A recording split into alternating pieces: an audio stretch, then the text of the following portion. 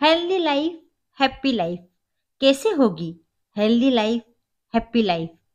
Friends, कभी आपने सोचा है जब हस्बैंड घर पर रहते हैं तो हमारा काम खत्म नहीं होता, क्योंकि प्राचीन काल से ही आदमियों को काम करने की आदत नहीं डाली जाती, उन्हें काम करना सिखाया ही नहीं गया।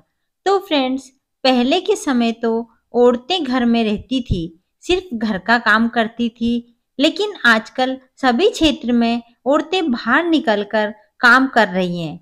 ऐसे में घर का काम और बाहर का काम दोनों उनके ही ऊपर आ जाता है और इस समय वे बहुत परेशान हो जाती हैं। इस समय हमें क्या करना चाहिए जिससे कि हमारे ऊपर ज़्यादा वर्कलोड ना आए? इस समय हम अपने ऊपर ध्यान दे पाएं, खुद के लिए समय निकाल पाएं। हमें कुछ बातों को फॉलो करना पड़ेगा जो इस प्रकार है। नंबर 1, सबसे पहले जब हस्बैंड घर पर रहे तो हमें एक्स्ट्रा काम नहीं करने चाहिए, जैसे मशीन पर कपड़े सिलना, साड़ी में फॉल लगाना, गेहूं साफ करना, अलमारी जमाना, घर के जाले लेना, घर को धोना और भी बहुत सारे काम ऐसे होते हैं जिनमें काफी टाइम लगता है, वह हमें किसी और दिन करने चाहिए। इससे हमें घर के बाकी काम में टाइम मिलेगा। नंबर 2, दूसरे नंबर पर आता है हमारा रूटीन वर्क जो हम रोज करते थे, हाँ, जो हस्बैंड रहने से गड़बड़ा जाता है। इसके लिए हमें घर के काम, हस्बैंड और बच्चों पर थोड़ा कम ध्यान देना होगा। इसमें कोई बुराई भी नहीं है, क्योंकि हम स्वस्थ रहेंगे तभी तो घर को अच्छे से मेंटेन कर पाएंगे। इसके लिए जरूरी है आप मॉर्निंग एक्सरसाइज करते हैं या वॉक करते हैं या फिर योगा जाते हैं, वह हस्बैंड के आने पर बिल्कुल नहीं छोड़ें। इसके लिए आपको सुबह थोड़ा जल्दी उठना पड़ेगा, तो कोई बात नहीं, 1 घंटा पहले उठने में आप मॉर्निंग की एक्सरसाइज करने के बाद, घर पर आने के बाद सभी को काम बांट दीजिए, आज तुम्हें यह करना है। नंबर 3, फ्रेंड्स, जब तक हम बच्चों पर, पति पर जिम्मेदारी नहीं डालेंगे तब तक कोई काम नहीं करेगा, क्योंकि बैठे बैठे खाना सबको अच्छा लगता है, आराम सबको अच्छा लगता है।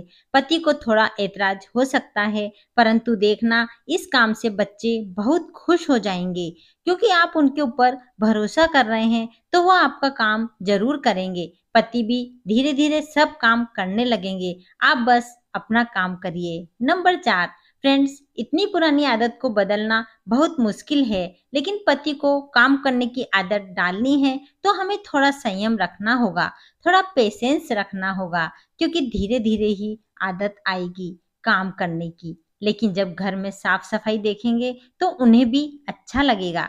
छोटी छोटी बातें हैं, परंतु आपको सिखाना पड़ेगा, जैसे कि टॉयलेट में जाएं तो फ्लश चालू करके आएं, टॉयलेट की चप्पल टॉयलेट के अंदर ही खोलें, गीला तौलिया इधर उधर न डालें, बाहर के चप्पल जूते बाहर खोलें, अपने खाने के झूठे बर्तन सिंक में रखकर आएं, बाहर से आने पर अपने सामान को सही जगह पर लगाएं। यह सब होने के बाद लास्ट काम नंबर 5, यदि पति और बच्चों की आदत बदल चुकी है तब आपको एक लास्ट काम करना है कि उनकी पसंद का ध्यान रखना है। बच्चों के साथ पिक्चर देखने जाएं, उनकी पसंद का खाना बनाएं और उनके साथ दोस्तों की तरह से रहें, उन्हें बहुत अच्छा लगेगा।